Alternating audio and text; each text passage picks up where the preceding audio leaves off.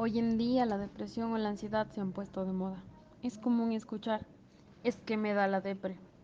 Sin embargo, ¿sabemos qué es la depresión o la ansiedad?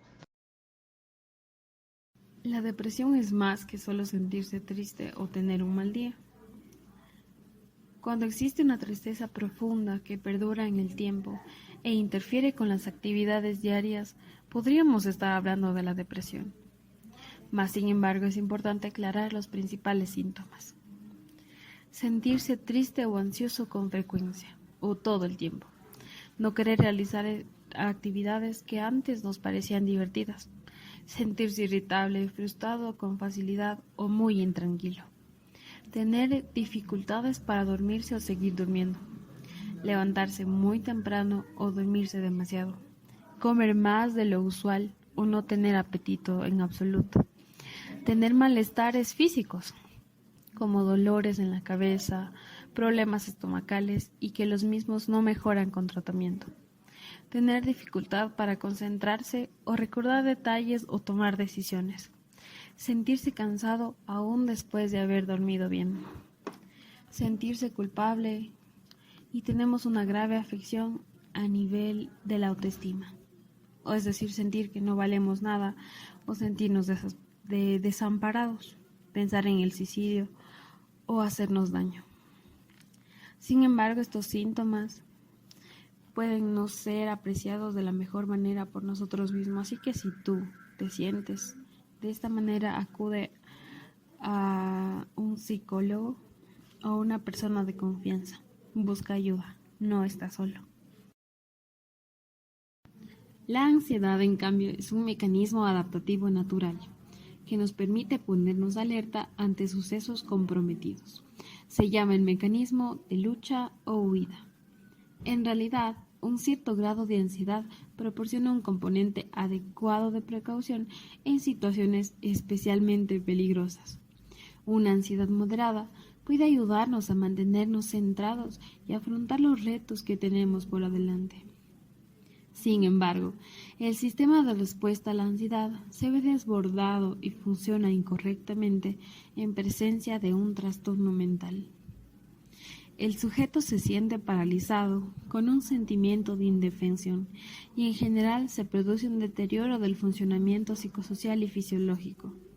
Se dice entonces que cuando la ansiedad se presenta en momentos inadecuados o es tan intensa y duradera que interfiere con las actividades normales de la persona, entonces se le consideraría un trastorno.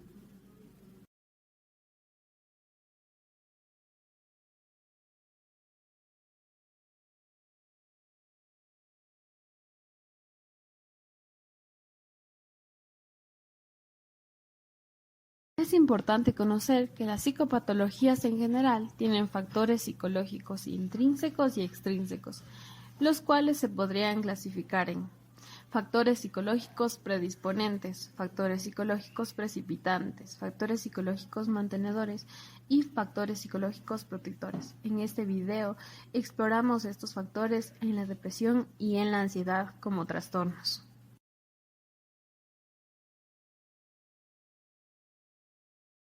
Primero les hablaremos sobre los factores psicológicos predisponentes.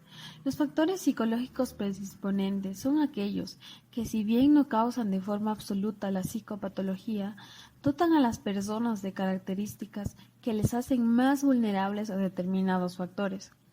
Es decir, son aquellos que aparecen mucho antes del episodio y que aumentan la vulnerabilidad de padecer los trastornos, factores que contribuyen a que se disparen los síntomas. Una ejemplificación de ello podrían ser acontecimientos de la infancia, crianza o cuestiones prenatales. Los factores psicológicos precipitantes, en cambio, son los que no causan la enfermedad de forma absoluta. Sin embargo, generan un clima y un entorno que, unido a los factores individuales predisponentes de cada persona, se vuelven propicios para el desarrollo de una enfermedad. En este contexto, un ejemplo claro sería el macrocontexto social, es decir, que es un estresor que aparece justo antes del episodio, unos meses antes. Es decir, un factor precipitante es el estresor que a raíz de ello precipitó el episodio o como tal los síntomas del trastorno.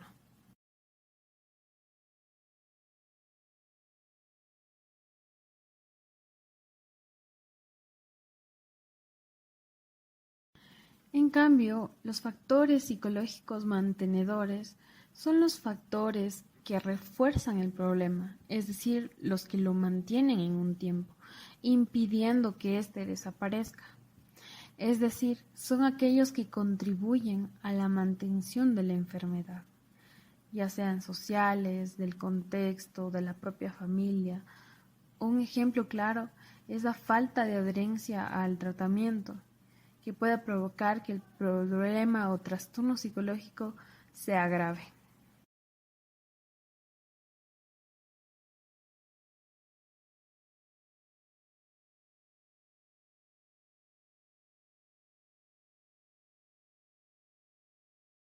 Y por último tenemos los factores psicológicos protectores.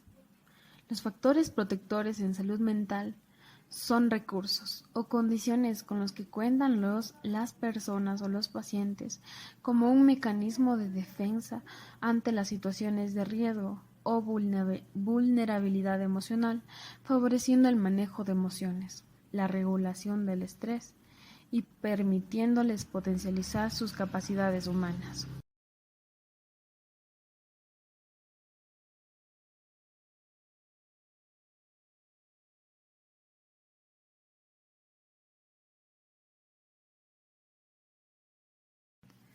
Los factores psicológicos predisponentes en los trastornos depresivos. 1. Trastorno de depresión mayor o trastorno depresivo mayor. Se caracteriza por una depresión persistente o pérdida del interés en actividades, lo que puede causar dificultades significativas limitantes e incapacitantes para el desarrollo de la vida diaria. Los factores psicológicos predisponentes del trastorno depresivo mayor es 1. El neuroticismo, es decir, la afectividad negativa. Tiene una tendencia a expresar estados emocionales negativos, los mismos que se acompañan con estados cognitivos como tener baja autoestima, ser demasiado dependiente, muy autocrítico o pesimista, lo cual conlleva conductas más reactivas hacia estados negativos. 2. Tenemos la orientación sexual, ser lesbiana, gay, bisexual, transgénero u homosexual.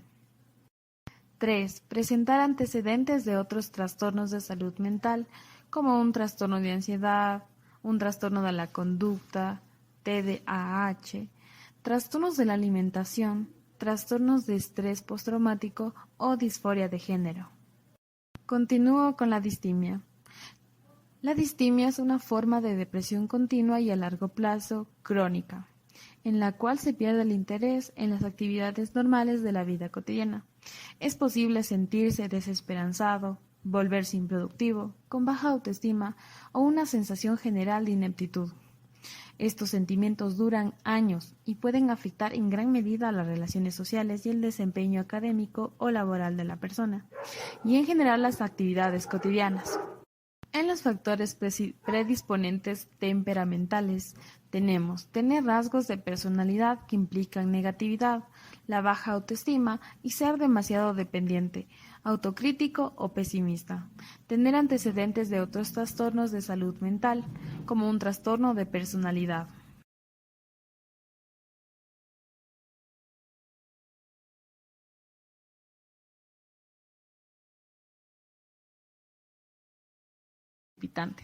Hablaré primero del trastorno disfórico premenstrual. Este trastorno es incapacitante y presenta varios síntomas físicos y emocionales. Causa cambios extremos en el estado de ánimo que pueden afectar la vida diaria de las mujeres y dañar las relaciones. Estos síntomas generalmente dan inicio entre los 7 a 10 días antes de que comience el periodo y continúa durante los primeros días del mismo. Puede causar hinchazón, sensibilidad de senos y cambio en los hábitos de alimentación y del sueño. Entre los factores psicológicos precipitantes de este trastorno tenemos la inseguridad, la dependencia, la hipocondría, el perfeccionismo, la autoexigencia, son características que, unidas a factores estresantes como el mobbing laboral, precipitan la aparición de este trastorno. En general, este trastorno está más asociado al acoso como tal en las mujeres. También se presenta en mujeres con antecedentes personales o familiares de depresión, depresión posparto u otros trastornos del estado de ánimo. Llegan las alteraciones de pensamiento, la dificultad para concentrarse, ideas pesimistas. Todas estas características son precipitadas por situaciones estresantes, ya sea en la vida laboral, académica o afectiva. Continúo con el trastorno depresivo inducido por una sustancia o medicamento. Es un trastorno del estado de ánimo derivado directamente de los efectos de una sustancia química, ya sea un fármaco, un tóxico o una droga. El cuadro depresivo no es simultáneo a la administración de la sustancia, sino que en ocasiones se desarrolla hasta un mes después del supuesto consumo. Entre las características precipitantes de este trastorno tenemos que un factor precipitante es la ansiedad por el consumo en el caso de ya tener un historial con un trastorno por abuso de sustancias, sentimientos de inutilidad, insomnio, hipersomnia o tener un historial de intentos de suicidio derivados del consumo del medicamento o sustancia. El sufrimiento emocional, la ansiedad, la depresión, el estrés ambiental pueden ser todos factores estresores precipitantes para el consumo de sustancias que causan depresión. En este caso podríamos hablar de sustancias como el alcohol, los barbitúricos, las benzoazepinas, también el hidrato de cloral o el paralaldehído. El uso de estas sustancias puede llevar a que se desarrolle la adicción y la depresión.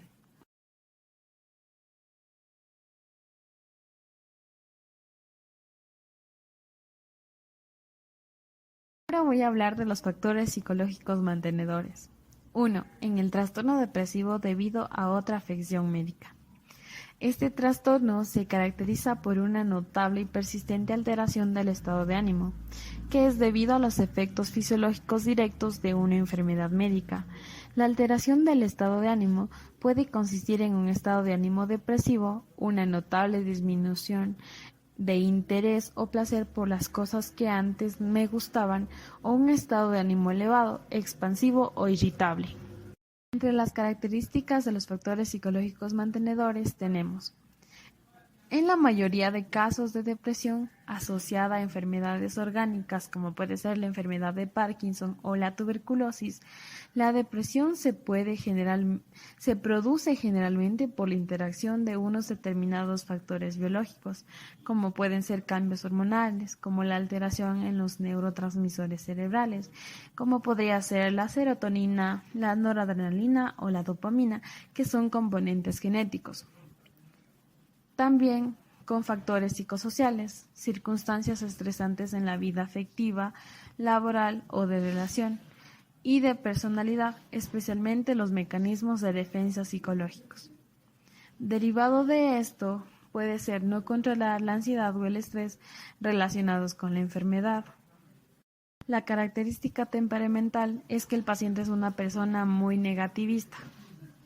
Por lo tanto, no habrá una muy buena adherencia al tratamiento y por ello este trastorno se mantendrá en el tiempo.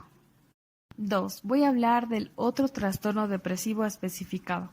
Este trastorno predominan los síntomas característicos de algún trastorno depresivo y causan malestar clínicamente significativo, deterioro social, académico o laboral. Sin embargo, no cumple todos los criterios de ninguno de los trastornos depresivos. Las características psicológicas. Tenemos el mal manejo del tratamiento psicológico por parte del profesional a cargo, que en este caso sería el psicólogo. Otro de los factores sería no ir a terapia.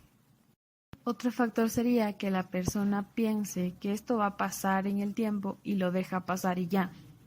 Otro factor mantenedor y que podría alterar este estado depresivo y pasar a ya un trastorno depresivo de los que están arriba y que así podrían especificarse puede ser la activación de conflictos conyugales con la pareja o destrucción familiar, acoso o humillación por parte de las personas de mi entorno social, situaciones de abuso físico, emocional o sexual, consumo de sustancias. Todos estos escenarios se consideran estresores que llegarían a retroalimentar la depresión ya existente y por ende mantener el trastorno depresivo o aumentarlo de rango a un trastorno depresivo mayor, a los trastornos depresivos ya existentes.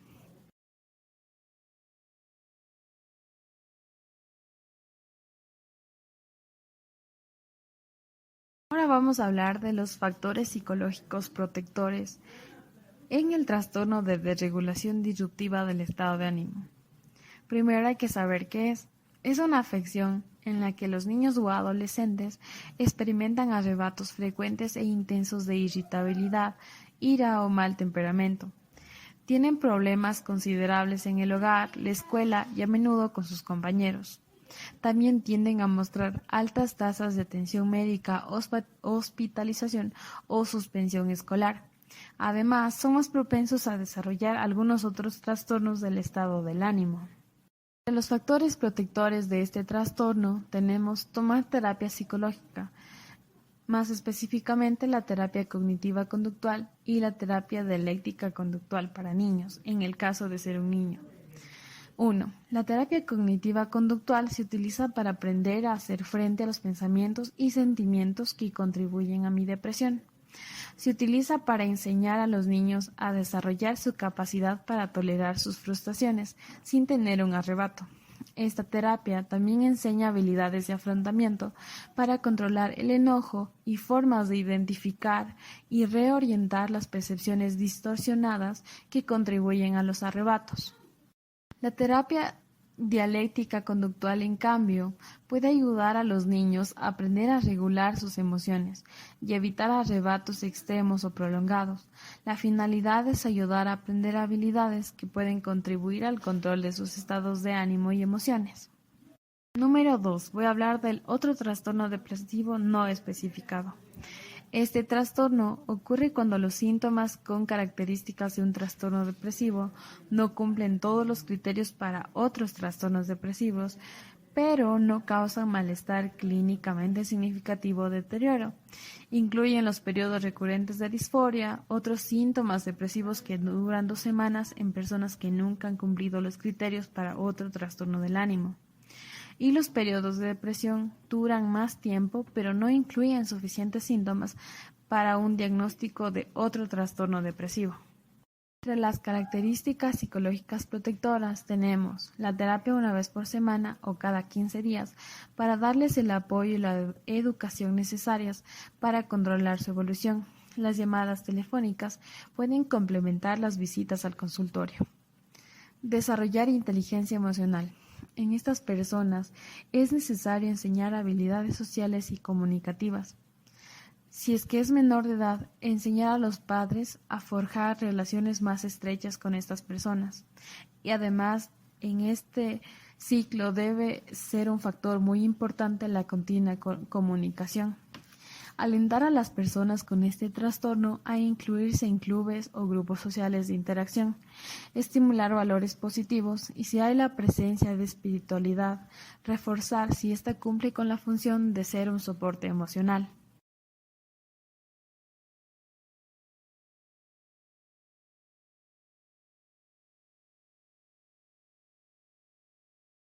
Trastornos ansiosos.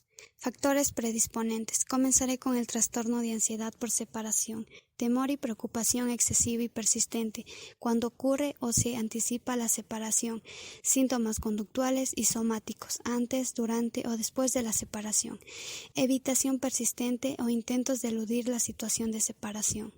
La ansiedad excesiva relacionada a la separación puede manifestarse en el paciente como preocupación, miedo, nerviosismo, tensión o rabia al estar separados del ser querido. Entre los psicológicos temperamentales, se observa que los niños inhíbidos y temerosos presentan un sistema autonómico con el tono simpático, aumentando por lo que tendrían un mayor riesgo de desarrollar patología ansiosa y un mayor riesgo de presentar trastornos ansiosos, no solo en la infancia, sino que también en la adolescencia. El siguiente es la fobia específica. Es un trastorno de ansiedad que se refiere a un temor desadaptativo frente a la presencia o anticipación de un estímulo específico, que puede ser de naturaleza como tormenta, agua, altura, animales, etc. Además se distingue con la situación o el objeto que le llevan a atragantarse, vomitar, contagiar enfermedades. Según estudios, el porcentaje de miedo fóbico de las niñas es mayor al de los niños.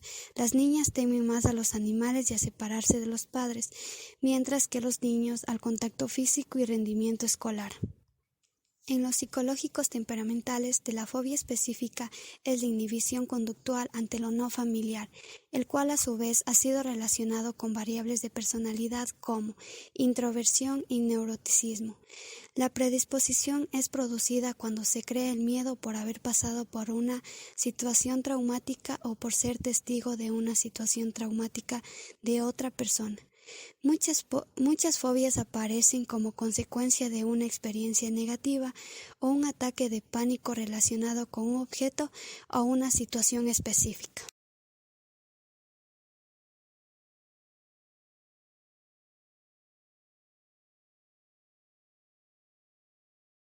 A continuación, factores precipitantes en el trastorno de ansiedad social o fobia social. Se caracteriza por un miedo persistente y desproporcionado a las situaciones sociales que resulten incómodas y puedan recibir burlas o críticas a la propia conducta, dando lugar a una experiencia desadaptativa en alguna área importante del funcionamiento. En los psicológicos temperamentales, la tendencia al nerviosismo, tensión y preocupación sin raíces genéticas ni experiencias infantiles. Un factor precipitante es la ira y la impotencia, tras una causal ya sea de pareja o de miembros significativos. Otro factor precipitante es enfrentarse a una situación social a la cual el paciente no está preparado ni físicamente ni emocionalmente. Corre el riesgo de fracasar, le causan pensamientos incapacitantes, derivados a enfrentarse al público. Estas personas a menudo son conscientes de que sus sensaciones son irracionales, pero a pesar de ello lo hacen lo posible para evitar enfrentarse a las situaciones temidas, como consecuencia de una ansiedad anticipatoria. El mutismo selectivo es un trastorno caracterizado por un fracaso constante al dialogar en situaciones concretas como escuelas y situaciones sociales, a pesar de realizarlo en otra situación como es el hogar. Es un trastorno de ansiedad reflejando un cambio en la comprensión del mutismo selectivo de una acción voluntaria a una incapacidad de hablar. Psicológicos temperamentales. Los factores precipitantes en el mutismo selectivo son presencia de ansiedad, desarrollo de una fobia social, problemas de autoestima, como es miedo a ser juzgado y evaluado. Puede surgir factores hereditarios. Todos estos factores, más los estresores que serían enfrentarse a una situación en la cual forzosamente se ve en la obligación de dialogar y ocurre la situación en la que fracasa por sus mismos miedos, puede precipitar a la aparición del mutismo selectivo.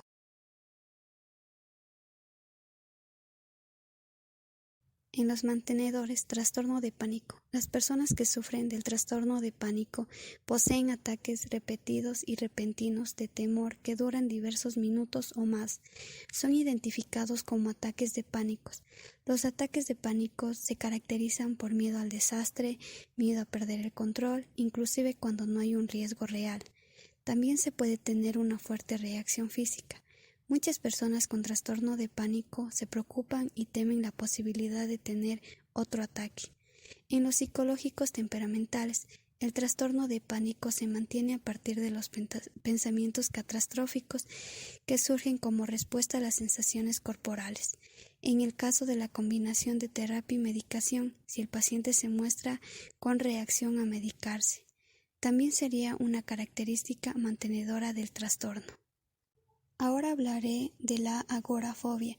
Es un tipo de trastorno de ansiedad en el cual hay temor en los sitios o las situaciones que podrían causar pánico y sentirse indefenso y avergonzado, por lo que se evita este tipo de sitios o situaciones. Las personas con agorafobia poseen la dificultad para sentirse seguros en un espacio público, en especial donde se reúnen multitudes de personas. Es posible que sientan la necesidad de tener un acompañante como un amigo o un familiar. En los psicológicos temperamentales, la agorafobia se instaura de esta manera en nuestra mente. Primero es la sensación física, que llega a ser el mareo o palpitaciones. Después la interpretación de amenaza, que es la sensación de malestar y mareo. Va la emoción, alerta, miedo y ansiedad. Después va el incremento de las sensaciones fisiológicas. Ahí llega la vía de evitación, que es la interpretación catastrófica de las sensaciones. Siente que se va a caer y pierde el control. Después sigue a la vía del pánico, es la sensación física, que es el reinicio del mecanismo circular. Si no se busca una terapia en este ciclo de malestar, continuarán cada vez más aislados del mundo. Entre las características más comunes de seguir manteniendo a la agorafobia en nuestra vida es no tomar conciencia de lo que nos está pasando, no adherirnos a la terapia, y si vamos a terapia, una de las causas sería no practicar o aplicar las estrategias de enseñanzas por el profesional a cargo. Por último, son los protectores. En el trastorno de ansiedad generalizada está asociado con cierta afectación del estado de la mente social y la salud en general, dolor del cuerpo inespecífico que interfieren en las actividades cotidianas.